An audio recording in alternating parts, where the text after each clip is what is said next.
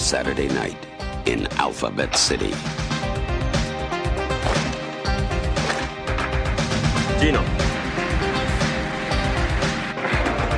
No.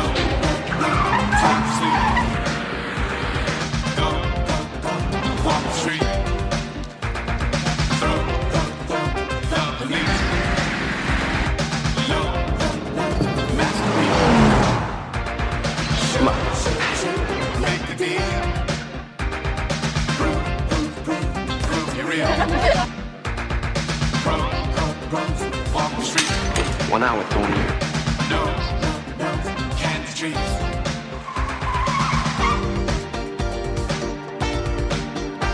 At 19, they gave Johnny the streets and everything on them. Tonight, they want it all back. Remember one thing, Johnny? Nobody's indispensable, you know what I mean? No. Time to sleep. Go.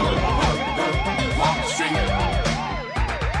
The police. Gee, you gotta trust me. Gina, put the word out, man. The word is you're dead.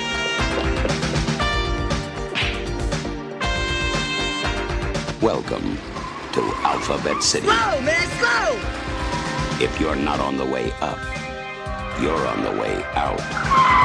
Alphabet City, it heats up when the sun goes down.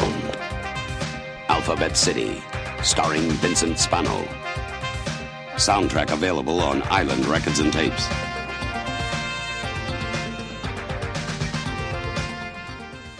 Did you grow up with the NES, PlayStation, Star Wars, cartoons, and 80s TV? Do you like to think who would win in a fight between Batman and the Master Chief? Comics, games, movies, music, and TV. They're gonna tell you everything you need. Superheroes or not, they got your back. They're gonna save the world of geeks.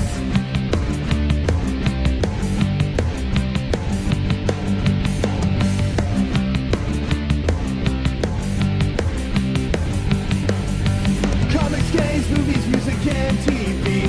They're gonna tell you everything you need. Superheroes or not, they got your back.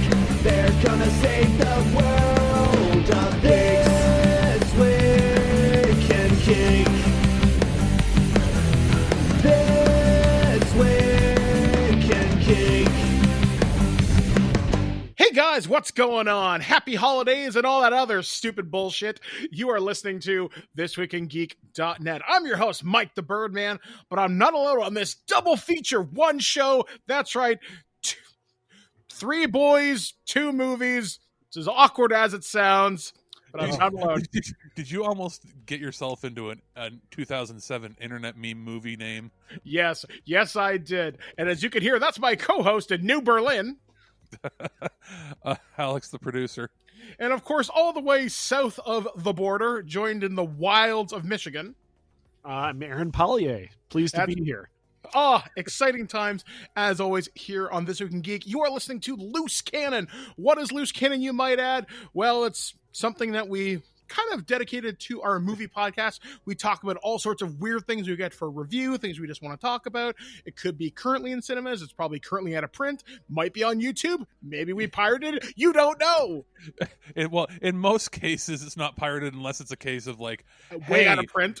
The way out of print, nobody knows who has the copyright, and there happens to be a VHS copy on YouTube, Exactly. which has happened a couple times, or even a public domain film, but it started out, remember, you were like, let's just make this our B-movie action show when you conceptualize it in the summer. Mm-hmm. And then it's basically become the B-movie cult, sort of, because not everything we talk about ends up being a B-movie. Yeah. I think that's great, though. Like, we find some gems out there. Yeah, like we've talked about horror movies, we've talked a little bit about sexploitation, the cinematic auteur that is Andy Sidaris, and many, many others. But one of the people that we most often feature is a distributor known as Vinegar Syndrome. And to say they put out some interesting movies is a bit of an understatement. They have put out some fantastic releases. If I'm not mistaken, I think they did Spookies, which is one of my favorite movies, and Alex hates. Fantastic in quotes. Like Fantastic in quotes. Vinegar Syndrome's interesting in that they are a label themselves that distribute their own films they've licensed, but they're also a remastering house. So they will distribute films and remaster and scan and do cleanup and restoration on films that are destined for other labels that they distribute. So sometimes we'll receive something from them that's technically not them. And that is the case with one of the films here. But it would be that they did the restoration on it, because there's a certain look and standardized quality to all of their remasters. They don't use any noise reduction. They don't do any digital trickery. They scan it in, clean up the dirt and debris, and that's your film. Yeah, and 9 times out of 10, the work that they do is fairly exceptional. One of the things that I really love about Vinegar Syndrome is they tend to put a lot of effort into the special features if they exist. Like, they always have some kind of behind the scenes, they'll have some kind of an interview, they'll have original theatrical trailers and stuff like that, but they always look spectacular. Well, and a lot of times they're one of the few companies now, like when you get these movies that were obscure or B movies, they don't usually produce new features. They will track people down. Even some of the newest releases that have come out since the pandemic hit, they had to switch up their style. They have sort of a standardized thing with a green screen and somebody sitting in front of it where they're interviewing them back and forth or doing audio commentaries, because they found ways to get around not being able to have like groups of people together while they record. So I've noticed that pretty much every release they put out has at least an interview with one of the actors or the directors or a commentary track. And out of the 2 films that we're talking about here, Pandemonium is the one that they released under their label. And that one, compared to some of the others that they've released, is a little more bare bones in that there's just an interview with the director. And I was like, this movie was released by originally United Artists. MGM United Artists. I'm like, what? Yeah, that's the first time I think we've received a film from them where it wasn't just some rando. Yeah, it was a big Hollywood production, so to speak. Well, yeah, or it had big Hollywood money behind the distribution of it, at least initially. Yeah.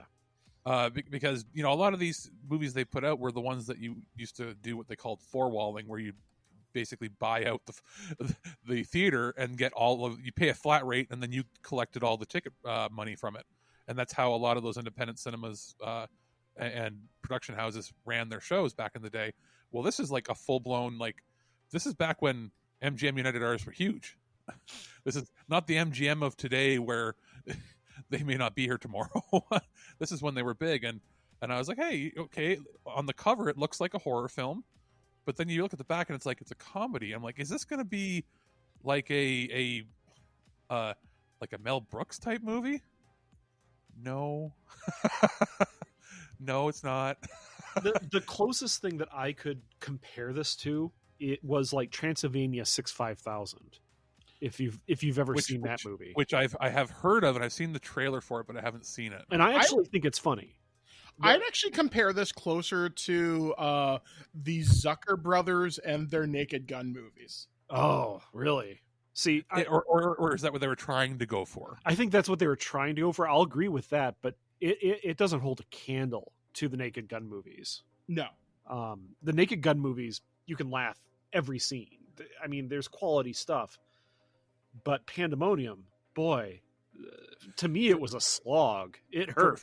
For a movie called Pandemonium that has an hour and 20 to hour and 25 minute runtime, it felt like 5 hours.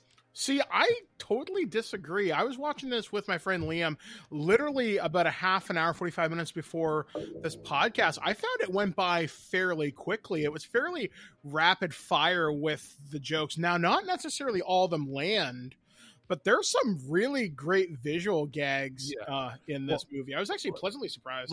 Before we get into the jokes that we liked, let's sort of give a bit of background on what the film is. It is a parody of the Friday the 13th movies initially. In fact, the working title was Thursday the 12th before it came out. And I wonder why they changed. Like, Pandemonium doesn't, maybe to make it sound a little more screwball comedy like. Maybe. Or avoid, I don't know, like, because Thursday the 12th, you could do a parody movie like that and you wouldn't get sued for having it be like infringing on anything. But the movie starts out in the early 60s. I think it's like 63 or something like that. And a bunch of, what is it, like a bunch of a bunch of cheerleaders. Yeah, but I'm trying to think. Like, it doesn't really explain who killed them. Yeah, it does. It does later on. At least I thought it did. I don't think it explains who killed them though, because the person who was revealed to be the killer at the end wasn't there. Well, yeah, but I mean, he could have been. Okay. It's not super clear, but yeah, it's in the 1960s. It's after this big football game, and every cheerleader is pretty much a stereotypical slutty cheerleader. Yeah. Who they all just get molested by footballers, and it comes across as that they've all been raped by this football team. Oh Lord, yeah.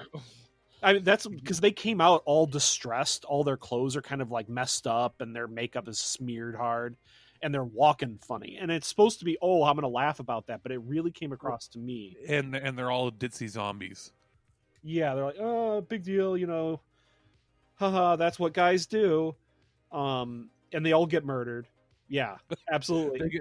They get shish kebabbed. Yeah, they get shish kebabbed, and I actually thought that was funny. that was closer to a Naked Gun kind of joke. They're all carrying, like, they all start talking to, like, what do they call it? Their fruit workout or something, or their vegetable workout. It was their salute to fruit or something stupid like that. Yeah, so there's a reason for each one of them to be, like, one's carrying a tomato, one's carrying like a cucumber, like a giant like mascot sized one, and you see through the eyes of the perspective of the killer grab the javelin and you fires it, and it's one of the first times I think I saw like a perspective shot of the weapon going to kill an enemy or kill somebody. Yeah. It, because it's predating like Evil Dead, and so that was kind of a creative shot because they wouldn't have had any special tools to do that back then. And then they get shish kebabbed, and Phil Hartman shows up. And I was like, "What? What's Phil Hartman doing here for 10 seconds?" Doing a proto version of his like Radio Man voice. And then it talks about how there's other people and shows a little montage of other cheerleaders dying over the course of the years, and then the cheerleader program is shut down, and magically it opens up again, in present day, it's assumed. Now, the actress, we should note at the beginning, there was a girl that was obsessed with the football player that wasn't allowed to be part of the cheerleading team because she's got a Brooklyn accent, is the reason, I think. Yeah, you're not from the Midwest. Yeah.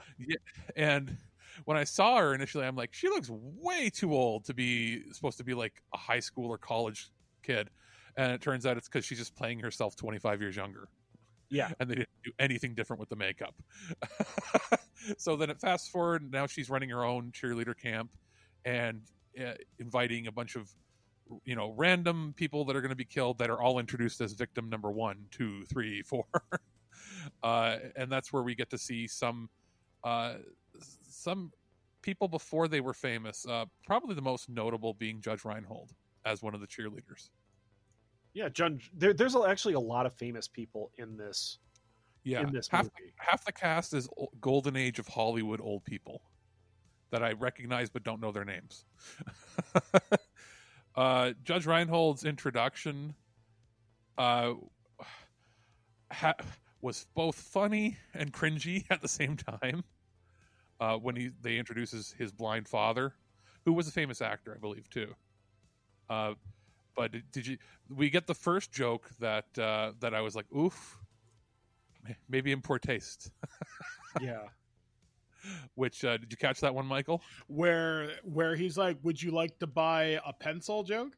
Yes. Yeah, I did have a laugh at that because I seem to remember that in the early part of the 80s. I seem to remember stupid crap. It wasn't so much that. Well, it was just like, he's like, "Sure, Dad, I'll help you." And then he opens up a briefcase and like 1,000 pencils fall out. It's not that. You're missing the point in between. He says, "Will you buy a pencil?" "Sure, if you do your Ray Charles for me." Oh, that, yeah. And I was like, "Oh, that was in poor taste." It was kind of, that one made me laugh, but I was like, "Whoa, okay."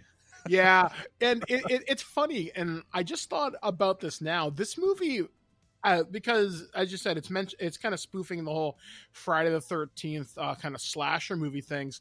So this would be, as you mentioned, this was supposed to be like Thursday the 12th. Yeah. And then they tried to do Saturday the 14th, which randomly deals with vampires, I think. And this is obviously like a decade plus before Scream, not Scream, Scary Movie. That's the closest thing. I feel, and the Scary movies really went off the rails, but the first one was pretty funny. I think the first two are the best. The third is okay. After that, oh my God, why? And then there was like ones that came after. The one that was really bad is one called Stan Helsing. It's pretty fucking stupid. I'll give this, as much as you may not like this, Aaron, this is better than some of those epic movie. Have no doubt. Yeah, Epic movie was terrible. I had a foster kid that absolutely loved those movies, and I had to sit through every goddamn one of them. Movie 43 or the other garbage ones. I loved Movie 43 because it's so fucking dumb. I love it. I'm sorry. You're a horrible person. Oh my God, we have to do a loose cannon on those. That's it. You just cemented it. Beige. Well, was Epic movie, was that the one that had, or no, or was it Meet the Spartans? That's fucking so dumb. I can't believe some studio exec said, you know what would be a great idea? Let's spoof that 300 movie. Like, fuck you. I think Meet the Spartans has caused more suicides than any of those movies. It's a leading cause. I mean, it has Kevin Sorbo in it, man. Like, of course it's going to be bad. I hated those movies so much. I can't. Oh God! But you know, this one that makes you feel better about this one now, doesn't it? No, not really. I actually would put this at about the same quality as Scary Movie 3. Yeah. Which was 3, it's watchable. It's, well, I wouldn't see, to me 3 is not watchable, but I guess maybe if you all agree that it's at the same kind of level as that, our differing opinions on the movie are probably kind of going towards the same general idea of what it is. Yeah. So that should give you a bit of an idea of the background. And should we talk about, I think some of the other cheerleaders weren't that interesting. No, none of the cheerleaders were interesting except Candy. Yes. Okay. So No, Carol Kane, I kind of like the one girl who was the toothbrush girl, which I thought she did more because she looks so familiar. But according to her IMDb, she didn't do anything past 83. Wow. But I don't think that's right because she looks so familiar. She has a very distinctive smile. So I swear I've seen her in more. I don't know, maybe. Yeah, no, I think Carol Kane. Mandy, you mean? I think you mean? Yeah, the toothbrush girl. Which, what a weird thing to have that be her thing. Well, yeah, and the way they introduced her, it was like fourth wall breaking, as if it was a commercial. Yeah, that was so strange. Funny, but so weird. But yes, Carol Kane. Carol Kane was fantastic. Yes. Was this one of her first pictures? No, I think no. Actually, she has a career that goes all the way back to like 1971. Oh, okay. Now she wasn't in a ton of stuff before this movie, but like her career really picks up in the 80s anyway. Well, when I watched the interview with the director that was included, Alfred Soul, I think it was. Yeah, he mentions that this was the first picture where she did her voice in the higher pitched tone, like that mannerism. Yeah, because she showed up on set and played the role completely serious, and they had to take her aside and coach her to be silly, which is kind of funny because we're all sort of used to her having that voice. Yeah, and she's always been kind of, to me, whenever I see her, she's always been a comedian, really funny. I mean, if you don't know who we're talking about, her latest big thing was like Unbreakable Kimmy Schmidt. She played Lillian Kaustuber. She's in the Addams Family movies as Granny, right? As Granny, yeah. She's in a lot of stuff. She's a great character actress. Yeah, I love her, and I think she's like the best part of this movie. And she's essentially Carrie. Yeah, she has like the laser eye powers. Yeah, she has the laser eyes, and she has the funniest joke in the entire movie. Right, pretty much in her introduction, that she wants to get laid, and she's gonna screw truckers, get crabs. That made me. I spit out my drink. I was like, because I wasn't expecting it. That made me laugh out loud, and I was like, because I was just not expecting her to say it. And use my diaphragm, and I'm gonna finally use my diaphragm. Yeah. Oh, that was really funny. I was cracking up, and you noticed that her mom was Mrs. Peacock from Clue. Yeah, I thought so. Yeah. That made me smile because I don't see that actress very often. But like, there was a lot about this movie that I liked, and it was a lot doing with the random Mounties in this, where Paul Rubens shows up. So fucking Pee Wee Herman's there, and proto Pee Wee Herman, years before. Proto Pee Wee Herman, and one gag. Brothers. One of the gags that this killed me is he's like, so and so, change your name. Fine, I'll be Johnson then. All right, Johnson, go get Bob something to eat. And he hands a horse a thing of potatoes, and he does the fucking Pee-wee voice just out of nowhere. It's like, come on, Bob. Like, what the fuck? Why the fuck is Pee-wee in this? It killed me. Just like, I laughed so much whenever they would switch from a real horse to the mechanical horse they built that looked like it was made by like grade schoolers. You know that's still in somebody's house because they spent money on that. In the behind the scenes, the part where the horse walks into the gymnasium, they couldn't get the horse to leave. It wouldn't go down the steps, so they had to break open the window and use a crane to lift it out.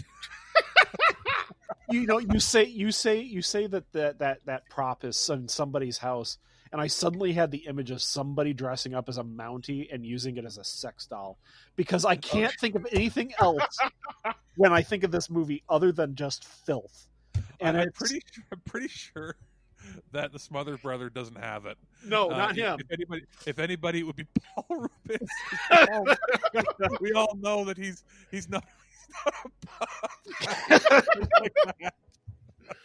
Okay, we're laughing. Oh, you said the magic word. Cherry, no. And that's the quote from the back of the box, Vinegar Syndrome. Just saying. This movie, though, oh my lord, it's really not that funny, though. There's some incredible racism in it. Oh yeah, like the whole Japanese tourist thing. I'm sorry, I laughed so much at that. It was so dumb. When they're on the Japanese airline, where like the stewardess has her eyes taped back. I missed that. Oh my god. Yes, it's so clear. Good job, Vinegar Syndrome, of remastering it, because we can see your. Oh no, they didn't hide that. That was up in front. It was white tape. Like, I couldn't believe it was that racist. And wasn't Godzilla on the plane, or was I hallucinating? Godzilla was a stewardess, and she goes, my drink cold, and then Godzilla lights her on fire. Yeah. Okay, so I wasn't hallucinating that. Yeah, okay. No, and that's after Judge Reinhold gets blown up on a trampoline, and his spirit is flying to heaven, and he knocks on the plane to try to get in. No, that wasn't his spirit. He was his body was flying through the air. Okay, then he goes to heaven. Explosion. Yeah, then he goes to heaven. Yeah. And he knocks on to get help, and everybody pulls out their cameras. It's so bad. Oh God, this movie. And then they like when they're giving tours of where all the cheerleaders died, it's just entirely Japanese tourists with cameras too. It's like, oh my god. And she lost all of her blood there, and it took 2 whole days to clean it up. And the cameras are shuddering. Oh, I mean, I get it. It's something that we see it as incredibly racist now, but what would have been seen as pretty harmless at the time. Yeah, yeah. Where the intention was really to not be offensive, except that you can't ignore the tape on the eyes. I'm sorry, that was deliberate. Yeah, that was deliberate, and that had to be racist at the time. I mean, this is 1982. That was racist at the time. The rest of it could have just been, oh, it's a stereotype. We could it's it's a funny stereotype, big deal. I don't think they would have thought too deeply into it, but yeah, they had to write that as part of her character. So there was something in the script that said, let's be incredibly racist and tape the stewardess's eyes back because we can't get a Japanese actress to play it, or we don't want to. No, we can, because we have Japanese actresses sitting in the aisle. We just don't want to. We want to make a racist joke. Oy, oy, oy. And like where she spoke with like an overly exaggerated accent, whereas everybody else in the plane speaks without an accent. So I wonder if that was just purposeful too. Yeah. But yeah, so that getting that out of the way, that's pretty much it with the humor that wouldn't land today, or land in a very different light. Yeah. I did like that the Mountie has a double-decker desk, so that the horse can do paperwork too. Yeah, and the horse brought in their dry cleaning. That's the other part I laughed at, pretty loud. I was like, just the ridiculousness of the horse coming in the front door, bringing in the dry cleaning, and then Paul Rubens being mad. Close the damn door behind you. We raising a barn. Yeah. Apparently, almost everything Paul Rubens did was completely improvised. That does not surprise me. He was not even supposed to be argumentative with the horse, and he just put that in there because he said it was missing something. Oh, it made it better. I wouldn't say that it's funny, but it made it better. Yeah. So the deaths are extremely tame for something that you would have figured would have been R-rated, but it's like, is this PG-13? Like it would in today's day and age, this would be barely PG-13. Oh, I think it would be PG-13 just because of the sex jokes. Yeah. Well, to give you an idea, in Canada, you can get an F-bomb in a PG movie. Yeah, so this was rated PG. I'm looking at it right now. It's PG. I can't believe that. Remember, PG-13 didn't exist till Temple of Doom. What year was that? Oh man, I can't. 85 or something. 84. Yeah, something. So like that. yeah, so this would have been when they were borderline, right? Because I don't think that existed. You had your PG, your R, and your X's back then. But yeah, there's no nudity, which surprised me. Yeah, I actually was surprised about that too. Not if I would have known that it was PG when I was watching it, I'd been like, okay, it's this kind of movie. But I was honestly expecting very brief toplessness in a couple scenes. I mean, made sense. There was a bunch of risque shots of people. Sure. Like what with what is it when Mandy breaks her leg? Yeah, because Randall doesn't catch her. And I almost thought that, like you, Michael, that this came after Fast Times, because I thought it was making an homage to his dream sequence when he's wearing the suit. Mm-hmm. But it's not. It came before. So, like, I thought that they were sort of reproducing the dream sequence. So is Fast Times paying homage to Pandemonium? I would love to find out. Like, how great would that be? I mean, that would make this movie somewhat relevant. I mean... Yeah, the most relevant thing to come out of this, I would say, as far as there was 2 innovative shots done in this film. One was the javelin shot, where I don't think you'd seen very much of that, and they invented a trick that had never been used before, but has been used very much afterwards. The spinning camera trick? That 70s show weed spinning trick in the basement. Yeah. They did this. This is the first. I looked it up. This is the first film to ever use that. So they literally found a way to put it down on a Lazy Susan and spun it. That makes sense. It's cheap. It's a good way of Yeah, and they stayed in focus too. That's a technical. Yeah, he stayed in focus, and his director of photography told him, like, this is really bad. You're not supposed, because he's breaking the line of continuity by going back and forth. And he's like, well, it's a comedy. Maybe we should try this. And then lo and behold, 20 years later, Yeah, it becomes like incredibly popular because of that 70s show. So that was interesting. That was a new shot at the time that would have, impressed people or surprised people. Because for us, we watch it, we're like, oh yeah, we don't even think twice about it. I didn't think twice about it till I watched the interview, and I'm like, oh, that would make sense. I thought one thing was interesting in this film. Did you notice the VW Type 82 Cubal wagon in it?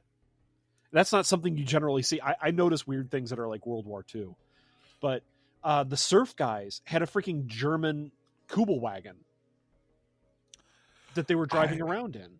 I don't think I didn't catch it myself. It's basically the Nazi Jeep from World War II.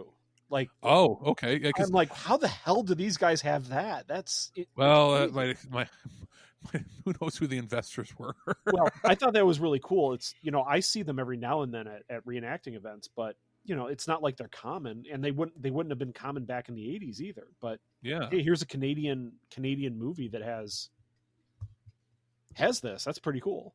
Yeah, it's just so it's an out there movie. Like there's the one cheerleader, because they all have basically the same name. What is it? Sandy. Her shtick was that she would only get rides from rich people that have new cars. So well, she was very, very picky. That she had to have everybody fill out forms and things like that. I don't know if it was like rich people, because she ends up getting a ride from President Reagan. Yeah, and he tries to offer her jelly beans, and she's like, "No, I don't put out for jelly beans." I think that's what she says, or something like that. I'm like, "Yeah, I'm not Nancy." Yeah, I don't put out for jelly beans. I'm not something like that. And I was like, "What? What?" Yeah, I'm wondering if there was something like that's before my time. Was there something in the news, or was there something about one of them liking jelly beans? Well, yeah, Reagan loved jelly beans. He had a thing of jelly beans on his desk at all times. Okay, so I guess that's what they were trying to reference. Yeah, but then connecting it with like sex or was the reference to be that he has it there so he can pay his girls or something? My God, I don't know. He liked jelly beans. That's it. Like the only other scene that I genuinely sort of laughed at, because it was like classic old, like almost like a Marx Brothers style quip back and forth, was when they went to the diner and they were having, it was all like the bad menu items. Yes, I actually liked that scene. I thought it was pretty well written and delivered. And the timing was much better on that than most of the other comedy bits as well. And then of course you get the, can I have the Three Stooges pie, which is, pie in the face. Yeah. And like they end up going and describing like this really delicious sounding lunch, and they're like, "Oh, I'll have that special," and like, "One shit special," and then it goes to the next scene. Yeah. So yeah, it's pretty much. It's worth seeing once. I think this would have been fun if the three of us were together watching with a couple drinks. We probably would have had a really good time with it. I agree. I think this could be a future MST3K. I could see this. It's a late night drive-in movie. Yeah, like it's perfect midnight cinema sort of thing. It's like I said, it's better than what I thought it was going to be, because when you pitched it to me, I thought this movie was going to suck, but I was pleasantly surprised. So I'm somebody in the middle. I sort of like it. Michael likes it. You don't. So I guess it's one of those kind of movies. Yeah, I thought it was too much. I thought it was trying way too hard to be funny when it wasn't really being funny. And the parts that were funny, they weren't trying as hard in it. And I don't know. Yeah. And I'll say that in watching the behind the scenes sort of interview, they mentioned that the director was a horror director who didn't direct comedy before. So his solution was to go to the Groundlings Theater and become friends with Phil Hartman and Paul Rubens and a few other people, and just hire them and then let them do whatever they wanted. And he couldn't tell if a scene was funny, so he would look to Paul Rubens, and if Paul Rubens gave him a look like it was bad, they'd reshoot. I'm like, that's not how you direct a movie. No.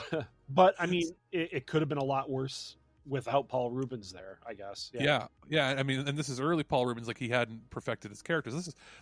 This is back when these people were at that in the groundlings, when they were just like students, right? Like, they hadn't graduated and become big time actors yet. So it's the equivalent of getting a bunch of college kids and saying, you're an established director and you go to a bunch of college kids and say, "Am I doing my job right?" And then the director casts a bunch of old timey actors from the 40s, 50s, and 60s because he wants to work with them, not because they're necessarily going to be the best for the roles. So sure, I mean, and it became a who's who of of B movie actors, I guess, in this. And of course, the start of Judge Reinhold's career. So I mean, that's pretty much Pandemonium in a nutshell. I think it would have done better with the name Thursday the 12th. Yeah, it would have described what the movie was trying to do a little better. Yeah, the tagline for the movie was finally a movie that is totally taste free. Fair enough. So that's the first movie. Sorry, my phone went off. Excellent. Good transition. Yeah, point. Excellent. Let's go from there to a movie that I wouldn't even necessarily call a B movie. No. I thought it was. It's just a low budget crime movie. I would agree. This is a gem. This is one of the gems that I was talking about earlier that we end up finding every now and then. And I'm really glad to have watched it. Yeah, this I was trying to pinpoint, what style they were going for. It's like Michael Mann's Thief from 1981, and like Miami Vice, but this came out before Miami Vice had a low budget baby. I call this reminds me, this would be a quest line from a Grand Theft Auto game. Like this would be a great sub quest where like you are this person trying to get out of this bad situation, and that's the overarching point of a game. This was surprisingly entertaining. Okay, so the movie that we're talking about is Alphabet City from 1984. We should probably mention that. Yes, that's right. And Mike, I completely agree. This is way better than I expected. It's way better than it probably had any right to be. It fits into a lot of genres, and you know what? I think what I want to talk about before we even get into the plot, I want to talk about how this film looks. Because every single shot in this film is clearly thought about. It's well lit. It's interestingly lit. And the camera is always competently run. And it's so good that my few notes that I took on this were all like, the director of photography needs to be talked about here. And his name's Oliver Wood. This guy has like a resume, and Alphabet City's near his beginning of his career. But he went on to be the director of photography on Die Hard 2, The Adventures of Ford Fairlane, Bill and Ted's Bogus Journey, Face Off, U-571, Bourne Identity. And of recent movies, a ton of Denzel Washington movies. Two Yeah. Guns, The Equalizer 2. He's going to be he's director of photography on the Morbius movie. It's coming out for. Oh wow! Yeah. So this is somebody who Bourne Ultimatum. Somebody who knows what they're doing. Oh, Child 44. If you've never seen that, that's a pretty gut wrenching movie, and it was also very well shot. The book is better, but wow, that's a pretty rough movie to watch, just from a plot standpoint. But anyway, sorry, talking about Alphabet City. It is really competently made. Very competently made on a shoestring, and it makes this movie engaging. Like whereas you would normally just kind of go, is this kind of a gritty crime thing with people like, I don't know, killing each other and drugs and hookers, and I don't know if I want to watch something this dark. Yeah, it's dark, but it's so well done. What it reminds me of, have you guys ever seen, I think it's a mid-70s movie called The Driver, starring why am I drawing a blank on his name? Driver. I saw it back in the day. I really liked it. Are you talking The Hitcher? No, it's called The Driver. It's a 1978, starring Ryan O'Neal, Bruce Dern, directed by Walter Hill. Okay. It's another movie that's focused on sort of the glitz and glam of the car and the crime drama of somebody being involved in it. And then it's like if you take that 70s vibe from that and then mix it with that modern... Remember the movie with Ryan Gosling that came out just called Drive? Yeah. It's like that, only wedged in between in the 80s. Because it's very neon. It's got like a modern soundtrack. At the time, everything was written by Nile Rodgers for it, who nowadays I think most people would only know from the collaboration with who are they? With Daft Punk for the Random Access Memories album, like the two songs. Get Lucky was like the big song from a few years ago for that. But he was also in the band Chic and worked with Madonna and other people. And that's why it has that very funky sort of sounding guitar to the theme. And then you've also got the neon, the very dark, grimy New York that doesn't really exist anymore the same way. Yeah, that was interesting. I love seeing like these movies from this time in New York because it is a lot different these days. It's not like I've been to New York a whole bunch of times, but you can walk around at night, near Times Square and be perfectly fine. So it's interesting seeing the grime of New York from the 1980s. Yeah, and a bunch of, again, young actors. Vincent Spano, the star, I couldn't pinpoint where I'd seen him before, but I know I'd seen him in a lot of things. It's just, he's one of those guys that deceptively looks like a lot of other people. And I realized that he's one of those guys that would float around doing multi-episode roles on like Law and Order, just sort of a character actor. And this is one of his first starring pictures that he did. Yeah. And you can tell by some of the acting by some of these actors in here. But also Michael Winslow. Yeah. By the way, best Michael Winslow scene ever in a movie. well, it's weird seeing him like because I was like, oh, is he going to play a serious character? No. He's playing his cartoon multi-voiced weirdness in this crime movie, and it would seem out of place, except how they work it in is, he's on drugs. Yeah, he's high as a kite, and he's doing this because he thinks he's funny. Yeah, and this is technically got released after Police Academy. Yeah, but I kind of get the feeling it was probably filmed beforehand. Yeah, I would agree. Let's see here. Police Academy was March 25th. This was released May 6th. Yeah, so technically they were probably filmed about the same time. Yeah. When he was cast, he was an unknown. Yeah. Boy, I don't know. Everything about this movie is interesting. Like, even like the side characters, you have to like, you wonder about.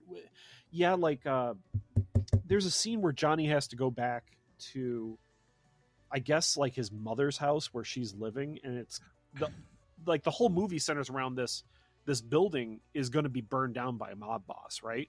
Am I correct on that? Yeah. Yeah. And he doesn't want to do it, and he's sick and tired, and he wants to get out of this life, right?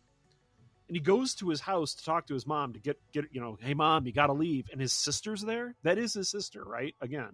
Yes. She's a hooker. Or wants to be a hooker, or has become a hooker. Because and his mom doesn't seem to care. Well, that apartment, I was like, first I'm like, is it a set? And then I was like, because of the colors, and I was like, no, some people just live in garish, ugly apartments. Yeah, it didn't seem like a set. Yeah, where the television was placed, like the couch, you can barely see the TV from the couch. The chair doesn't face the TV. Like, I know they staged it partially so that they could shoot it properly, but then I realized I knew people like that were like that, where they would move their furniture to watch the TV and then put it back when they were done. Yeah, which is a very 70s, 80s, early 90s thing to do. And he goes in, sees his mom's boyfriend passed out drunk on the couch, and the first thing he asks is, does he hit you? which I thought was actually kind of cool. Like, okay, it shows that he cares about his mom. If there's like a really good way to kind of show that this guy isn't a complete asshole, the first thing he asks about is, does this guy hit you? You know, Yeah. like, are you safe? Well, and they try to soften him up a little bit because the opening scene of the movie is him getting out of bed with his girlfriend, and then he shows him working out, but then it reveals that he's working out while holding his baby in a carrier. Yeah. Like in a almost like a sling on his chest. So like it shows him playing with the baby, then working out, then getting ready to go. So it's what's humanizing him and showing what his reluctance to doing the mob life thing is, why he wants to get out. Yeah. But you know, maybe stealing a lot of money from the mob's not a good idea. But so yeah, don't exactly skim off the top, considering the guy who is revealed to be, his name is Gino. I'm just gonna call him Mr. Big because he's every 80s crime villain ever. Also, oddly enough, the police captain from the Ninja Turtles movies. He's just, you don't fuck over the mob. One of the things I found this while watching it, Johnny doesn't become likable till about 40 minutes into this movie. Was I the only one that found that? Yeah, like the only thing humanizing him was the baby at the beginning, and there was nothing for like 30 minutes. I thought that he started. Well, I understood that he was a reluctant villain, like from the first scene with the baby, that he actually gives a shit about this baby, and him asking about his mom's well-being, and then trying to save his sister from hooking. Like, okay, this guy's he has like a heart, at least, but it's probably buried under a whole bunch. But I think it really kind of comes out after the drug house raid. Yeah, so he meets up with Michael Winslow, who's selling, and he's like, "Stop selling nickel and dime bags. We're selling volume. You're supposed to be at the store," you know, in quotes. And there's that weird interaction between them where it shows that they're friends from way back, probably like way before high school, or even like grade school age. Messing around with the car. They have to show off the car how he has automatic windows. Ooh, fancy. Dude, he has a cell phone. He has a cell phone. Yeah, it's a car cell phone. Yeah. That's, and I first thought, oh, is it one of those old school 1950s, 1960s car phones where it used a radio antenna? No, it's a cell phone. Yeah. So it's when it was hella expensive. And there's a part where I don't know if it was planned that way, or because with such a low budget, I don't know how many cop cars they could afford to actually rent. There's a part where he's trailing and he's going to make a left-hand turn, and he almost hits the back of a cop car that's driving. And I was like, is that just, did they leave that in because there was an accident, or like they just thought it was a funny shot? Like, it almost looked like it was a real cop car because they were just trying to get like a wide shot of the street. Yeah, but who knows? Yeah, I don't remember that exact thing that you're talking about. I'm sorry. Yeah, it's when he leaves to go, I guess, to collect, and it's still playing the intro music, I guess, because they play that theme a couple times. He's racing down the road, and a cop car makes a left-hand turn into where they're shooting, and they seem to change the speed. Like, the camera was panning to show the car as it moved. The camera got real slow and sort of jerky at first. It's almost like they weren't expecting the cop car to be there while they were shooting. Huh. So I don't know. It could be deliberate. Who knows? But I saw that and it was stuck out in the back of my mind. But yeah, then they go to the shop, which is like a crack house before crack was a thing. And this set. It's a heroin den, basically, right? Okay, it was yeah. trippy, man. Oh, it was okay. Look, the budget is who knows how much the budget was on this, but half the budget had to be setting up this drug house and getting everybody in it, paying the extras, and then making sure the set dressing was right. Because this drug house, it looks awful, but it's perfect. Like, everything about the lighting in it, the candles put different places, how like grimy and dirty it is. That has to be manufactured, how well it was done. And of course, Oliver Wood filmed it properly. Well, and when he walks in, you know, it's good when I'm thinking to myself, like, I start to think it's so realistic that he's walking in like, I'd be wearing a gas mask if I walked in there. Because there's just like a hazy smoke from every room. Yeah, it's like all the heroin and oh man. Heroin and whatever else they're doing. I'm like, no, I would not be walking in there without a mask on. And they go from room to room, and it had a very much, it was a grimier looking scene, very similar in The King of New York with Christopher Walken and Lawrence Fishburne. That has a very similar look in that, so from about 10 years later. But this almost felt more real because the way the cinematography was done, it felt more like almost like a documentary, like you were a fly on the wall watching him walk through there. Yeah, and like how the criminals were herding the addicts through, like, get your money out and you don't effing talk, you know. Yeah, and then the one guy, there's a guy that walks in that looks like a Wall Street guy, and he's like, "Show me the tracks," and he rips his shirt off so that you can see that he's actually a junkie. Otherwise, he's going to kick him out or beat him up for being a cop or a narc or something. Yeah, I was shocked about that, but I mean, that whole scene is amazing. It's amazing. And then they're raided. There's a couple of dead bodies found, all that sort of stuff. Found, or who knows if they were made into dead bodies. And that's when he realizes, hey, we got to get out of this. And then he realizes he can't trust Michael Winslow anymore because he's too, out of his mind on drugs. And then it devolves from there into, a chase across town. He's trying to collect money that's owed all around. And I liked, there's very little violence in this for a crime movie. I did like, though, when he goes to collect from that one guy and he hears him put the silencer on. Yeah, and he just turns around and blows him away. Right. He shoots him right in the crotch. Yeah, it's yeah, I wrote that down. Shot a guy in the balls. Not cool. And because when he first shoots him, you're like, that's a weird sounding scream. Yeah, because it's not like the it's the oh. And I was like, oh, that's that kind of. He's on the floor screaming because I mean, it wasn't like purposeful. It didn't seem. It was just like this guy turning around and Johnny turning around and snap shooting. Yeah, and then he's still screaming and crying, so he just shoves his face full of something and walks out. No, the thing that he shoved in his mouth, that was the silencer from his pistol. Oh, it was? I didn't notice. Because I was watching this with my friend Liam, who's former military and a pretty big gun nut, and we noticed some weird inconsistencies with some of the weapons in this.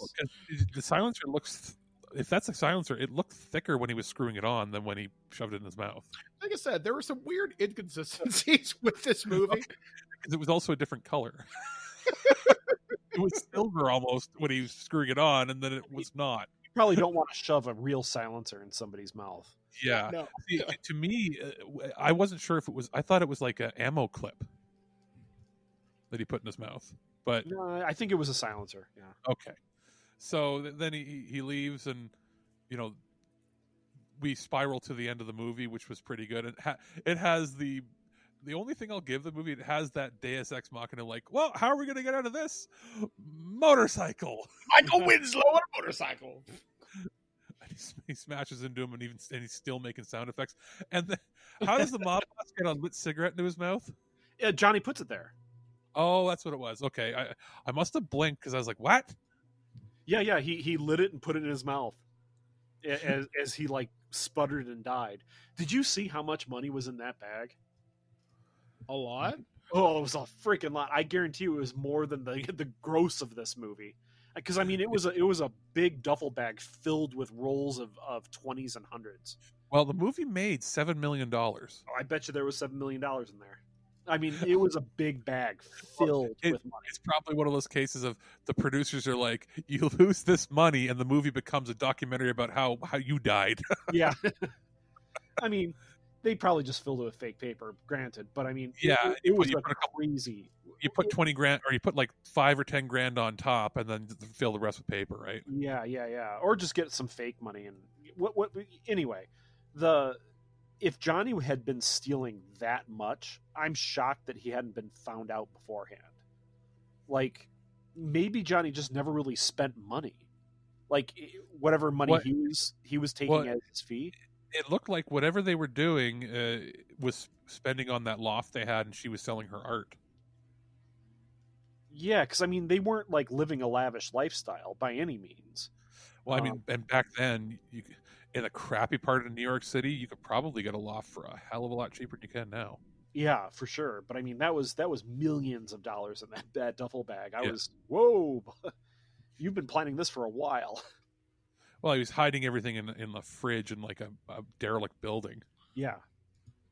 I don't know. And then yeah. I do like. I wonder if it was improvised, where he leaves some money for a mouse to go buy some cheese. That part I thought was actually kind of funny. Yeah. And that's pretty much the movie. Really good sound direction. Really good style. The opening sequence of him getting in the car where it's playing music, and then it just kicks in where it's like the neon sign is being drawn, the logo of the movie. That's such a cool 80s trope that it never gets old to me. I had read that that the director wanted to film this in black and white, and I cannot understand how this could be in black and white. Yeah, it would have been too dark. Yeah, it would have been way too dark. But the neon, it just, everything is so well lit and colored that I can't even imagine this film as black and white. You could have done it back then. They couldn't really do it, but if it was done in like that Sin City style, sure, where it's black and white, but then the neon, like any of the neon signs, if they came out through with color, yeah, or like the weird gel lighting, like okay, that's yeah, like if he, for instance, whenever he went, if it's black and white, but when you go in the club, when the spotlights hit you, you see hints of color come through. You could have done that for a hyper stylized, but that would have been going from whatever the low budget that was there into like the 20, 30, $40 million kind of budget to do it back then. Yeah. So that was out of the picture. I don't think it's a movie that obviously would ever get remade, but I like these kind of movies where the movie is not so much like a crime movie. Like you said, it fits into a bunch of different categories. It's one of those fly on the wall, here's just a night in that part of town, because a lot of the movie is about the atmosphere of what it's like to live in that neighborhood. Yeah. And the only other film I can think of from that same time period that's sort of like that, but it's more of a comedy, is Martin Scorsese's After Hours, where it's just a bunch of weird crap happens to somebody as he's going through a weird part of town. How about a slight comparison to Angel? Yeah. Okay. Yeah. You know what? Yeah. I mean, Angel's a very different movie, but it's that whole, like, you're in this life. It's kind of grimy, but it's so well done that you're just kind of engrossed by it. I could see, like you said, Michael, it is sort of like a Grand Theft Auto. Like with a video game, you could see it as being like a special expansion download, like, and they would call it Johnny's like Side Quest or something like that. Johnny's Night Out or something. Yeah, I mean, sorry, but honestly, this would be like, if you told me, as you're kind of saying, if this was, as you mentioned, Johnny's Night Out, if this was an expansion for Grand Theft Auto 5 or something like that, I'd be totally down to play this. And you could draw in some really good talent for this too. Like, honestly, this may be one of the favorite things we've reviewed on this show. Like, this was a seriously good pick, Alex. Like, I'm really impressed with this. And I think it's what makes it too is not just the video, it's the music. Yeah, like, this thing has the right atmosphere, the right soundtrack. The protagonist is likable enough, carries what he needs to, but it's the mood and atmosphere that oozes crime cinema, but it's low rent crime cinema. It's not like Don Corleone and you're walking the halls of power. It isn't Scarface starting from the bottom. He's kind of near the bottom. He's working his way up. That's why I'd say it's like Michael Mann's Thief. Yeah. It's the difference there was, that obviously had a slightly higher budget, but there's a certain era of like movie making where this sort of film was being made. You don't see a whole lot of it now, or when you do, they put it out on like Netflix, and it's usually like so low budget, or when things are shot on like really crappy digital video. I do like that it was all filmed on film. It was lit well, had good atmosphere, and I could definitely watch it again. It's not something I'm going to watch a million times, but I could see myself doing like a double feature of 80s, 80s crime New York movies and watching it. Oh yeah, I could see doing a double feature with this and Angel together. Yeah. I still have to say I like Angel more than this. There's just way more enjoyable characters and scenes in Angel than this, but this is just moody. It's one of those films that like you can sit back and just feel rather than watch, if you know what I mean. Yeah, and again, this is one of those ones where they put a bunch of special features together. They got Vincent Spano to do an introduction as well as an interview, like on the making of the movie, and he's like, back then, Alphabet City, or it was like a slang term for those neighborhoods, and he's like, you just didn't go there because if you went there, you were going to die, or like if you weren't from there, you'd die or be mugged, and he goes, it wasn't like a maybe, that would just happen. So I was like, oh man, like when people always talked about how dangerous New York City was in like the 70s and 80s, this is the kind of neighborhood they were talking about. Yeah. It's worth watching, folks. It really is. Yeah, totally. It is an underappreciated movie. Thank you to Vinegar Syndrome for being able to bring this out. And cleaning it up enough. It's so beautiful. It's just so well done. And for final, trivia note for the car nuts out there, the vehicle he drives, I was reading here, says that it's an 83 Pontiac Trans Am 25th anniversary Daytona 500 edition. Only 2,500 cars were ever built. Oh, wow. And it was kind of cool seeing like the, I guess, hubcaps on there. It's not rims, because it was weird. Like I was like, were they hubcaps, right? Yeah. And Whales it was really hubcaps. Yes. And I guess that sort of plays into, he has status there because he can leave it parked and it's not being stripped. So people know who he is. But so that's screw with him. Yeah. That's pretty, I would say this is a recommend buy if you're into 80s crime movies or even just dramas in general. Yeah, I'd buy this. Totally. So, guys, that's going to do it for this edition of Loose Cannon. If you want to buy the films that we are talking about, Alex will be leaving links in the show notes. You can find them on Amazon or through the Vinegar Syndrome website, I'm sure, or look around. Yeah, you never know. So this will probably be one of our last Loose Cannons for the year, but don't worry, we are coming back in 2021. We'll be talking about Andy Sedaris, those really weird blank movies at some point, and other randomness. I'm sure that's what the show is all about. What's on our mind this week when it comes to movies? We love to talk. So anyway, if you guys want to get involved with the show, you can email us feedback@thisweekingeek.net. You can reach us on the Twitterverse @thisweekingeek, where Alex or I will typically respond. More often than not, it's him. And you can follow our social medias @BirdmanDodd for myself. And Alex, if you want to pimp out yours. @DeathFaceTwig. And we should really get Aaron an email address at some point. I am not a Luddite. I swear to God, I'm not a Luddite. No, you can find me on Facebook. You can find me on Facebook, and I think I have some information on the This Week in Geek site. And honestly, the best way and easiest way to get in touch is just feedback @ThisWeekInGeek. Because it'll go to any one of us. So once again, thank you all for joining us here on Loose Cannon. It's been a fantastic year. I'm really glad we launched this show. It has definitely brought a more appreciative view of some of the lesser known movies you may have seen at your video stores of old. So until next time, folks, we have been in Kitchener. Alex, the producer. And I'm Aaron Pollyea. And I've been Mike the Birdman saying, be excellent to each other. We'll catch you guys in 2021. At no point in your rambling, incoherent response were you even close to anything that could be considered a rational thought. Thanks for listening to this episode of This Week in Geek. Hungry for more? Check out our website at thisweekingeek.net. You can subscribe to the podcast, browse our Twitter and Instagram, and leave your thoughts on today's topics. If you'd like to give us some feedback, send us an email at feedback@thisweekingeek.net. Tune in next time, and remember, lower your shields and surrender your listenership. We would be honored if you would join us. Thank you for your cooperation. Good night. Mama, I've never been away from home before. I never kissed a boy, never went out on a date, nothing. I just want to be a normal girl. I'm going to that cheerleading camp, and I'm going to be like everybody else. I'm going to make friends. I'm going to have fun. fun. I'm gonna wear makeup. I'm gonna go out with boys. I'm gonna sleep with truck drivers and get crabs. And I'm gonna finally get to use my diaphragm.